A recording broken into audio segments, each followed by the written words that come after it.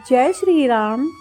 आज मैं आपको एक ऐसी घटना सुनाने वाली हूँ जो कलयुग में भी बहुत देखने और सुनने को मिलती है, लेकिन बुराई का अंत महाभारत के समय भी हुआ था और बुराई का अंत आज भी होगा। कहानी है महाराज युधिष्ठिर अपनी कमजोरी के चलते जुआ यानी कि धुत के कारण शकुनी की चाल में फंस गए। उन्होंने अपना राज्य संपत्ति भाई अंत में स्वयं को भी दांव पर लगा दिया और स्वयं को लगाने के बाद वो खुद भी हार गए। जब उनके पास कुछ भी नहीं बचा तो शकुनी के बहुत उकसाने पर उन्होंने अपनी पत्नी द्रौपदी को भी दांव पर लगा दिया। द्रौपदी को भी युधिष्ठिर हार गए।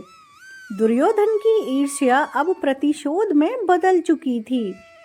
उनके अपने भाई दुशासन को आदेश दिया कि वह द्रौपदी को भरी सभा में लज्जित करते हुए घसीटते लाएं और रास्ते में उनका इतना अपमान करें कभी कि ये सर उठाने के काबिल ना रहें।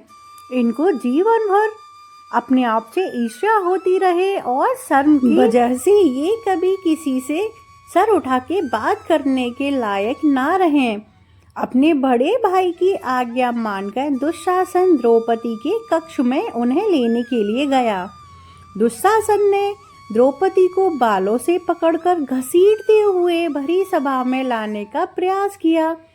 द्रौपदी उस समय रजोज्वला धर्म में थी, एक वस्त्र में ही थी, लेकिन दुशासन को लेश मात्र भी दया और लज्जा नहीं आई। द्रौपदी बहुत विनती करती रही, बहुत हाथ जोड़ के बार बार यही कहती रही कि तुम मेरे पतियों के अनुज हो, उनके छोटे भाई हो, तो अपनी भाभी माँ को इस तरह घसीटते हुए भरी सभा में मत ले जाओ, क्योंकि वहाँ पे द्रोणाचार्य, धृतराष्ट्र, पितामह जैसे बड़े लोग बैठे हुए हैं। वो मेरे रिश्ते में ससुर लगते हैं। उनके सामने इस तरह से मेरा जाना बहुत ही शर्मिंदगी भरी बात है। चीखती रही, उससे हाथ जोड़ के विनती करती रही, लेकिन द्रौपदी के एक भी चीख को न सुना गया। द्रौपदी की मान और मर्यादा को भंग करने के लिए दुशासन ने उनको भरी सभा में बालों से घसीटते हुए ले आया। द्रौपदी शर्म की वजह से आंखें सर झुकाकर खड़ी थी, लेकिन वहां किसी को नहीं लज्जा आई। द्रौपदी ने अपने सब बड़े लोगों से प्रश्न किया कि क्या एक व्यक्ति जो स्वयं को हार चुका है, उसे अपनी पत्नी को दांव पर लगाने का अधिकार किसने दिया? परंतु अधर्म के उस वातावरण में किसी ने भी द्रौपदी को उत्तर नहीं दिया। की ऐसी दशा देखकर दुर्योधन और उसके अन्य भाई ठहाके मारकर हंस रहे थे। कर्ण के उकसाने पर दुर्योधन ने द्रौपदी को अपनी जंगा पर बैठने का अभद्र इशारा किया और दुशासन को द्रौपदी को निवस्त्र करने का आदेश दिया। कहा कि इसके तन से सारे कपड़े उतार दिए जाएं। जैसे ही दुशासन ने द्रौपदी की साड़ी खींचना शुरू किया, पांडवों के शर्म की वजह से सर झुक गए। द्रौपदी ने पहले अपने पतियों की ओर देखा, फिर सभा के बड़े लोगों की ओर देखा, लेकिन जब उसे कहीं से सहायता नहीं मिली तो उसने अपने दोनों हाथ उठाकर भगवान श्री कृष्ण का आवाहन किया। हे कृष्ण, हे द्वारकाधीश, हे गोविंद, मेरी लाज बचाओ। यहाँ बड़े लोग तो मृत हो चुके हैं, जीते हुए भी, लेकिन एक आप ही हैं जिसके सहारे मैं जीवित बच सकती हूँ। द्रौपदी की करुण पुकार सुनकर भगवान श्री कृष्ण ने अदृश्य रूप में उसकी सहायता की।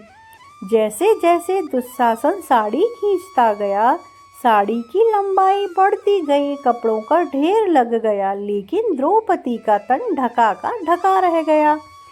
दुशासन थक हार कर बैठ गया, पर द्रौपदी की साड़ी समाप्त नहीं हुई। इस चमत्कार को देखकर पूरी सभा स्तब्ध रह गई। भीम ने उसी क्षण प्रतिज्ञा की कि वह दुशासन की छाती का रक्त पिएगा और दुर्योधन की उस जंगा को अपनी गदा से तोड़ डालेगा, जिस पर उसने द्रौपदी को बैठने का अभद्र इशारा किया था।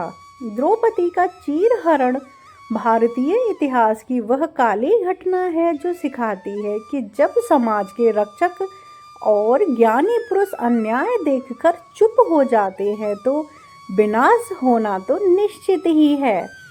द्रौपदी की गरिमा की रक्षा भगवान ने की, लेकिन इस अपमान ने कुरुक्षेत्र के युद्ध की ज्वाला को भड़का दिया था, जिसमें संपूर्ण अधर्म का नाश हुआ और सच्चाई की जीत हुई।